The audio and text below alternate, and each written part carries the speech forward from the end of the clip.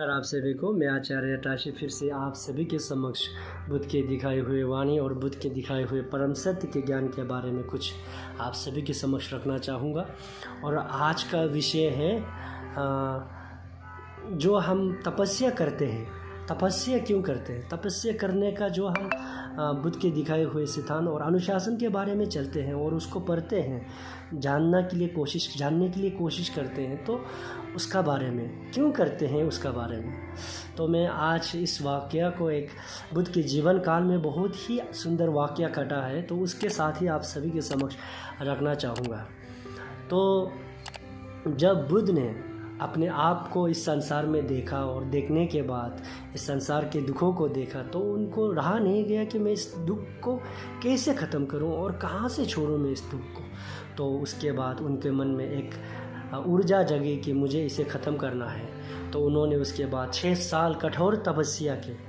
6 साल अपने सिंहासन को छोड़कर, अपने जो सिंहासन के दावेदार थे वो उसको छोड़कर 6 साल उन्होंने जंगल में कठोर तपस्या की। लेकिन फिर भी उन्होंने परम सत्य के ज्ञान को पाने में वो असफल रहा। तो उसके बाद उन्होंने बोधगया में आकर बुद्धा वृक्ष के नीचे रहकर उन्होंने एक संकल्प लिया और उनको मन में ठेस पहुंचा और दुख पहुंचा कि अपने आप से कहने लगा कि मैंने 6 साल इतना कठोर तपस्या किया है, फिर भी मुझे परम सत्य के ज्ञान को प्राप्त नहीं हुआ। तो मुझे बहुत, उनको मन में खुद ऐसे कहकर बहुत ही दुख लगा और उन्होंने एक बोधगया आकर उसके बाद वो बुद्धा वृक्ष के नीचे बैठकर उन्होंने कहने लगा कि मैंने इतने साल तक परम सत्य के ज्ञान को पाने के लिए 6 साल कठोर तपस्या की, फिर भी मुझे परम सत्य के ज्ञान को प्राप्त नहीं हुआ। तो उन्होंने अपने आप में एक संकल्प लिया और बुद्धा वृक्ष के नीचे बैठकर अपने आप से कहने लगे कि मैं अगर परम सत्य के ज्ञान को नहीं पाने तक मैं इस बुद्धा वृक्ष के नीचे पर बैठते रहूँगा जब तक परम सत्य के ज्ञान को प्राप्त ना हो। चाहे मेरा शरीर के अंग वो पूरा सड़ कर या जल कर जो भी हो जाए और इस ज़मीन पे मिल जाए, लेकिन तब तक मैं परम सत्य के ज्ञान को प्राप्त ना कर लूँ, मैं इस बुद्धा वृक्ष के नीचे वो साधना अपने ध्यान में रहूँगा। उन्होंने अपने आप से एक संकल्प लिया। संकल्प लेकर बैठने के बाद वो पूर्णिमा के दिन करीब उनको परम सत्य के ज्ञान का या परम सत्य के ज्ञान का आभास हुआ और वो परम सत्य के ज्ञान को करीब उन्होंने पा लिया।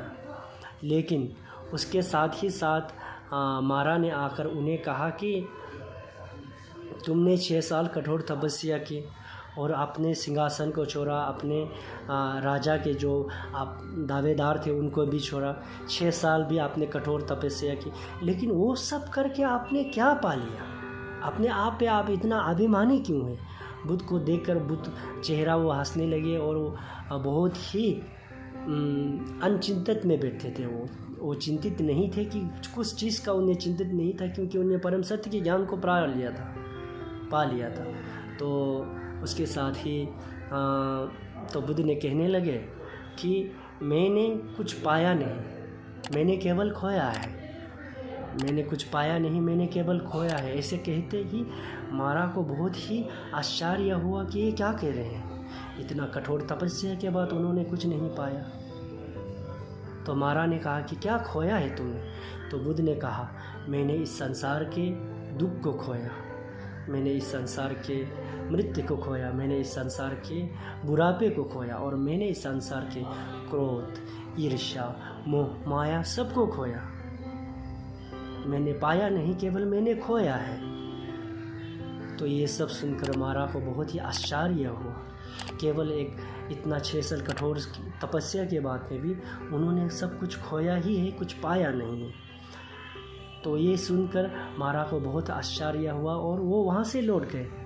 तो कहने का मतलब ये है कि हम सभी इस संसार पे जो बुद्ध के दिखाए हुए अनुशासन, बुद्ध के दिखाए हुए रास्ते पे हम चलते हैं, लेकिन हम सब आप अच्छी तरह से सोचें, क्या हम कुछ खोने के लिए बुद्ध के दिखाए हुए राह पर चल रहे हैं या कुछ पाने के लिए बुद्ध के दिखाए हुए राह पर चल रहे हैं? या अपना आप से सवाल करना, किसी से नहीं, अपने आप से सवाल करना। हम क्या करते हैं?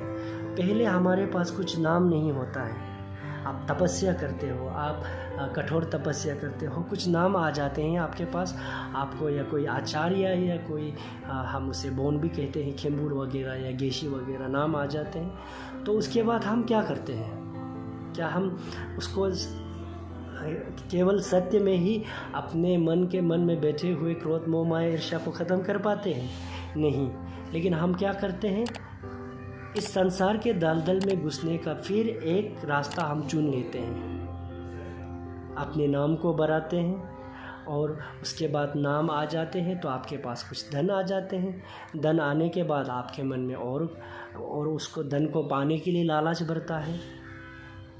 केवल ये हम भिक्षुओं के लिए नहीं, केवल जो भी हो इस संसार पे बैठे हुए जितने भी धनीधर आदमी हो उनको देखिए, जब वो कुछ पा लेते हैं तो उसे लत लग जाते हैं और उसे पाने के लिए और उससे ज़्यादा पाने के लिए, अगर आपके पास 1 लाख हो तो आप उसे 2 लाख पाने के लिए सोचते हैं, तो उससे पाने के लिए हम उसके पीछे भाग उठते हैं।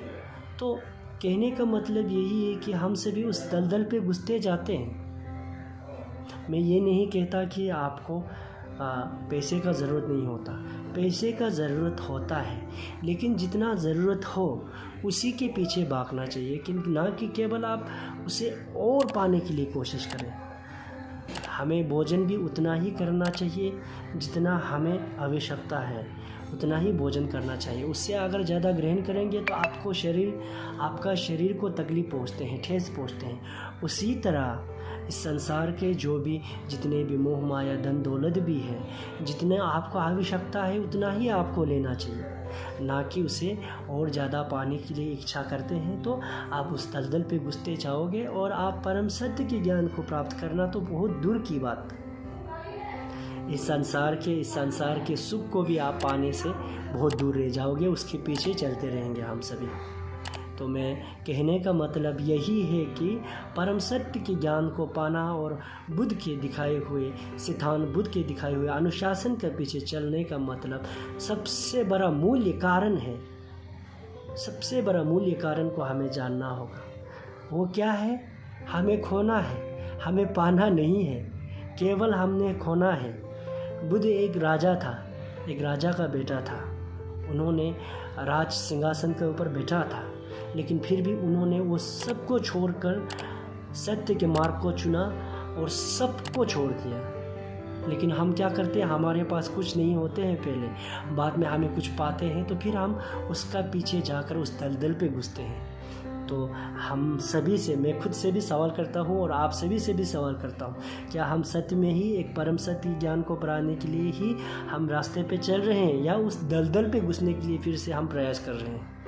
ये एक सोचने की बात है। आप सभी भी अच्छी तरह से सोचें। आप सभी हम मुझसे ज़्यादा समझदार हैं और इस विषय पर ज़रूर चर्चा करें अपने आप से। धन्यवाद।